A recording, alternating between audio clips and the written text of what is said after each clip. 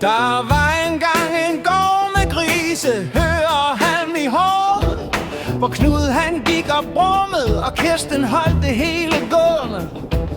Men nu er marken byttet ud med asfalt, larm og lys, og mor og far savner traktoren.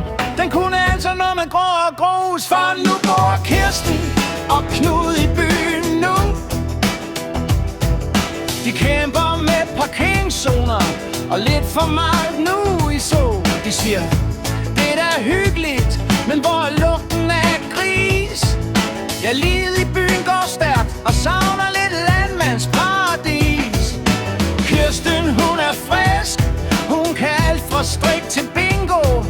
Hun kender alle naboer, selv katten på nummer 5 og 2.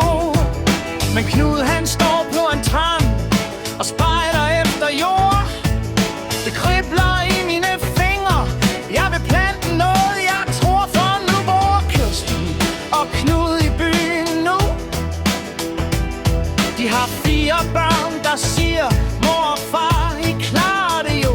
Men mor og far siger, ja, ja, men hvor min gyllevogn så blevet af? Og mor griner højt og siger, slap af Knud, nu bliver du sofamand.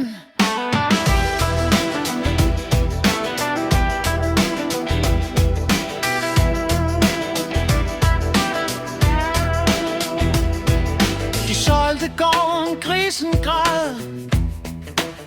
Knud sagde, hør den lille snøft, det lyder helt forladt. Men børnene råbte, kom nu far, nu prøver vi noget nyt. Og nu har de fået elevator, det er faktisk lidt af helt. For nu bor Kirsten og Knud i byen nu. De drikker cappuccino og spørger, hvad koster sådan en kugle? Men smiler gør de begge to.